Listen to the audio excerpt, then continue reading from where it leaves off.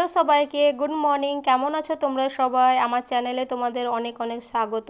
আজকে আর একটা নতুন ভিডিওতে। সকালবেলাতে দেখো বেটুর খাবার বানাচ্ছি আর একদিকে বোতলগুলো চাপিয়ে দিয়েছি ফোটাতে। এখন যে পরিমাণে রোদ গরম হচ্ছে ওই জন্য ওকে রোজ সকালে আমি সাবুটাই দিচ্ছি, তারপরে বিকালের দিকে অন্য একটা কিছু খাবার দিই, হয়তো সুজি নাহলে কর্নফ্লেক্স কিছু। তো এখানে আমি চা বসিয়ে দিয়েছি আর তোমার বেটুর খাবারটা ঠান্ডা হতে রেখে দিয়ে এখন আমি বানাবো লুচি আর তোমার ঘুগনি বানাবো। কালকে রাত্রে একটু ভিজিয়ে দিয়েছিলাম কাবলি চানা, তো ওই চানা না ছোলা কি বলে ওটাই। তো ঘুগনি বানাবো আর লুচি বানাবো। সকালে আজকে ব্রেকফাস্ট এটাই। আর বেটুর পাপার জন্য একটু স্পেশাল বানাচ্ছি, কারণ ও তো কিছু না কিছু খেতে ভালোবাসে। নর্মাল খাবারে তো ওর আবার পোষাই হয় না, তো ভাবলাম আজকে সকালে একটু বানিয়েই দিই। বিশ্বাস করো, যে পরিমাণে রোদ গরম শুরু হয়েছে, মানে কি খাবে আর কি খাবে না, প্রচণ্ড পরিমাণে শরীর খারাপ লাগছে শুধুমাত্র এই রোদের এত গরমে এখানে কাজ করতে। অ্যাডভেস্টার চালা, জানালা নেই, আবার লাইট জ্বেলে কাজ করতে হয়, প্রচণ্ড অসুবিধা। তো দেখো আমি এখানে 4টে লুচি ঘুগনি আর চা নিয়ে বসে পড়েছি খেতে। বেটোর পাপা তো এখনও আসেনি খেতে, ও বললে একটু পর আসবে। আর কলের জলও এখনও আসেনি। তো আমি না এবারে যে রেশনের আটাটা ছিল সেটাতে রুটি করছিলাম, তো ভালো হচ্ছে না রুটিগুলো, কেমন একটা ময়দা ময়দা মতো আটাটা। ফ্রেশ সাদা আর ময়দার মতো একটু টান টান ভাব আছে। ওই জন্য দোকানে আমি আরও 2 কিলো আটা কিনে আনা করালাম। তো সেই রেশনের আটাগুলোর সঙ্গে এই দোকানের আটাটা আমি মিক্স করে দিচ্ছি। তো আর অত ঢালাঢালি করলাম না, ঢালাঢালি করব আবার কলের জল আসবে, অনেক কাজের চাপ থাকে সকালবেলায়। আমি এটাতেই একদম তলা অবধি হাত দিয়ে খুব ভালোভাবে মিক্স করে নিচ্ছি। তাহলে হবে কি, তোমার যে রুটিটা ভালো হচ্ছিল না, একটু হার্ড হার্ড হয়ে যাচ্ছিলো, সেই জিনিসটা আর হবে না। তারপরে তোমার কলের জল আসবে, এখন এই কাচাকুচি ধোয়াধুয়ি, তারপরে তো জল ভরা, ঘর পরিষ্কার করা, সমস্ত কাজই এখন বাকি আছে। এই তো কেবল শুরু হলো। আর যে পরিমাণে ঝড় হচ্ছে সকাল থেকে। বলো বলো, আমি ব্রাশ করেছি, মুখ ধুয়েছি, এবার আমি মাম্মাম করব। হাই করে দাও, হাই। হ্যাঁ ব্রাশ করেছো, দেখো দাঁতটা দেখিয়ে দাও, করে দেখিয়ে দাও। বাবা একদম চকচক করছে। হ্যাঁ দেখেছে দেখেছে, সবাই দেখেছে। আজকে আমাদের সাথে একটা ইনসিডেন্ট ঘটেছে। আমরা বাজার গেলাম, খুব তাড়াহুড়ো করে দুপুরের মধ্যে খাওয়া দাওয়া করেই বাজার গেলাম। ও বললো দুপুরবেলাতেই চলো, আমার আর সময় হবে না, অনেক কিছু কেনাকাটা করার ছিল। আর আমরা এখানে এসে দাঁড়ালাম একটু ছায়ার গাছতলার মধ্যে, ওখানে একটা আখের জুস বিক্রি করছিল। তো সেখানে দেখা হলো আমার স্যারের সঙ্গে। স্যার আমাদেরকে দেখে মানে আমাদের দিকে ছুটে এসেছে, আর এসেই খুব অঝরে কান্না শুরু করে। আমি স্যারের ফেসটা একবারেই রিভিল করতে চাই না, কারণ উনি একজন স্যার মানুষ, একটা সম্মানীয় মানুষ যার কাছে আমি কম্পিউটার শিখেছি। উনি প্রচণ্ড কান্না করেন এবং বলে আমার কাছে একটাও টাকা নেই, একটা জায়গার নাম করে বলে যে ওখানে আমার বউ বাচ্চা আছে, আমাকে ওখানে যেতে হবে। তো স্যারকে হৃদয় গাড়িতে চাপিয়ে স্টেশন, এই যে এটা আসানসোল স্টেশন, এখানে নিয়ে এসে স্যারকে নামালো। আর হাতে তোমার কিছু টাকা দিল, ওর কাছে যেরকম ছিল সেরকমই, বেশি দিতে পারেনি। 10 টাকা তোমার খুচরো দিয়েছিল টিকিট করে দেওয়ার জন্য, আর বাকি 300 টাকা হাতে দিয়েছিল যে স্যার আপনি এখান থেকে টিকিট করে ট্রেনে করে চলে যান মধুকুণ্ডা, মধুকুণ্ডা থেকে আপনি শালতোরা বাস পেয়ে যাবেন, শালতোরা থেকে আপনি যে জায়গাটার নাম বলছেন ওখানে আবার বাস পেয়ে যাবেন, গাড়ি পেয়ে যাবেন। তো আমাদের খুবই বেশি খারাপ লাগে, আমরা দুজনে এই জিনিসটা দেখে এত বেশি মানে ভেতর থেকে আমরা মানে এত খারাপ ফিল করছি যে বলে বোঝাতে পারবো না।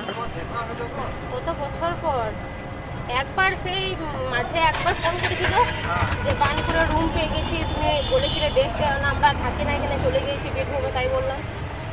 তারপরে এই এতদিনে দেখা, আমার সত্যি কেমন খারাপ লাগছে গো।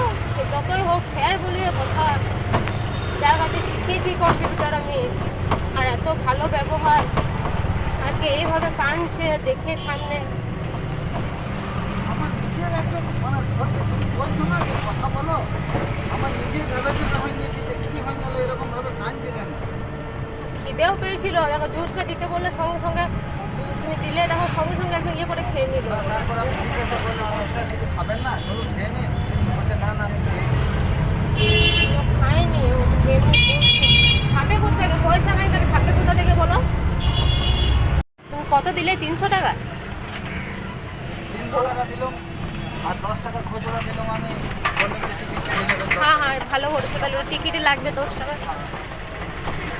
হ্যাঁ, বললাম ঠিক আছে স্যার আপনি যান, আসছি আর দরকার হলে আর আপনি ফোনও নয়, আমি বললাম যে ফোন আছে তাহলে কি খোঁজ নিতে পারতাম যে পৌঁছালো কি না, বলছে আমার কাছে ফোন নাই, তাই বলছে। একটা গাড়ি করে দাও, দিয়ে আমি ওখানে গিয়ে টাকা দিয়ে দেবো। ও করে দাও। তাই এবারে এতটা এইখান থেকে ডাইরেক্ট টেম্পু করলে বহুত টাকা নেবে। হ্যাঁ, কম করে 1000 থেকে 1200 টাকা নিবে। হ্যাঁ এখানে বটে শালতোড়া থেকে আরো আমি দূরে। ওইখানে বললাম যে না আপনাকে ওই শালতোড়া গিয়ে তো ওইখানে গিয়ে গাড়ি করবো, তাই বললো।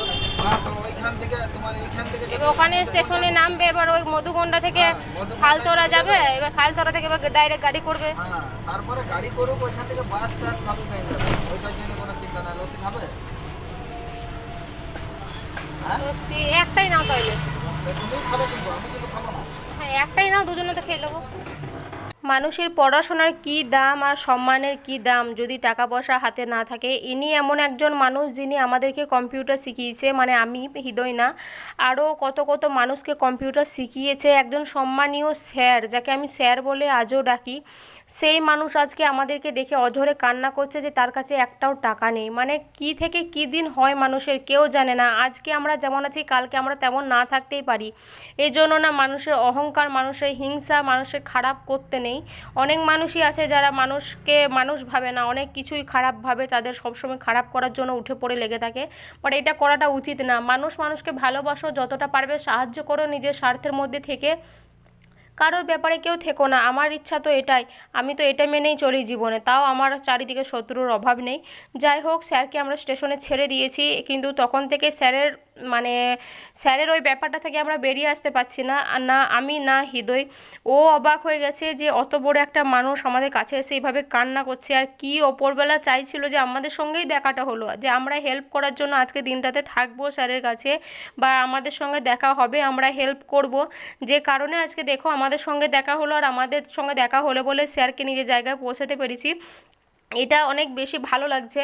আর এটা তোমাদের সঙ্গে আমি শেয়ার করলাম কারণ আমার অনেক বেশি খারাপ লেগেছিল, কিন্তু আমি ফেসটা দেখাতে চাইছি না, কারণ মানুষ তো, উনি তো আর মানে গরিব না, খ্যাপা না, উনি আজকে মজবুরিতে পড়ে আছে, কিছু প্রবলেমে পড়ে আছে। আর স্যার আমাদেরকে বললো যে আমি প্রবলেমটা এখন শেয়ার করতে পারবো না তোমাদের সঙ্গে।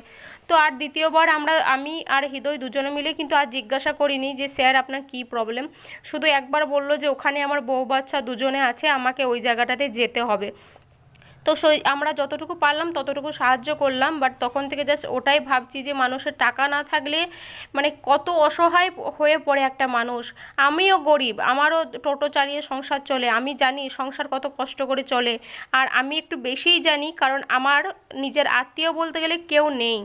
আজকে আমি পেটুকে নিয়ে আগে আগে চলে গেলাম, এটা রোদ লাগছিল খুব পেটুকে বলে, ওই জন্য আমি আগে, তুমি কোথায় পড়েছিলে, আমি কোথায় চলে গিয়েছি, তাও কিন্তু আমি এগিয়ে চলে গেলাম। আর ওখানে ছায়াটাতে গিয়ে আমি দাঁড়ালাম, মানে ওপরবেলার মানে দেখা করার ওটা ছিল আমাদের, ওই জন্য আমি ওখানটা গিয়ে দাঁড়ালাম। আর ওখানটা দেখো গিয়ে দাঁড়ালাম, তুমি এসে দাঁড়ালে, আর তোমাকেও বললাম যে একটু দাঁড়াও, অত ভারীটা নিয়ে আসছো, আর তখনই স্যার এলো।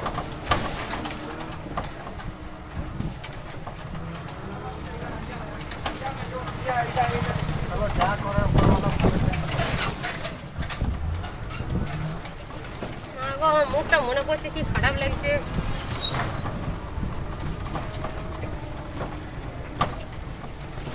টাকার অনেক দাম গো।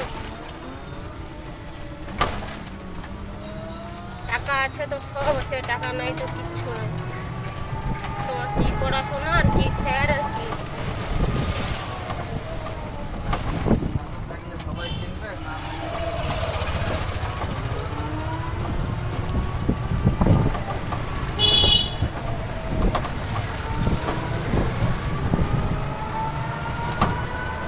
আমরা দুজনে জীবনে অনেক জায়গায় অসহায় হয়ে পড়েছি, অনেক জায়গা আমরা এমনভাবে পার করেছি যে আমরা দিনে একবেলা খেয়েও পার করেছিলাম, বাইরে যখন ভাড়া ঘরে থাকতাম।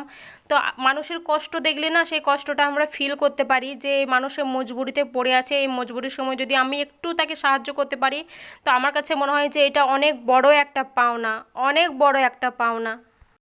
কিছু খাবারের জায়গাতে গিয়ে কিছু খাবার খাই দিতে হতো।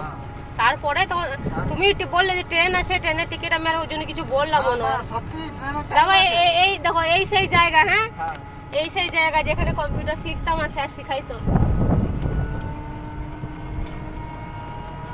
মানুষের কি দিন হয়, কখন কি। যাই হোক, মন মেজাজ তো একদমই ভালো নাই, তখন থেকে জাস্ট ওই জিনিসটাই মাথার মধ্যে ঘুরছে।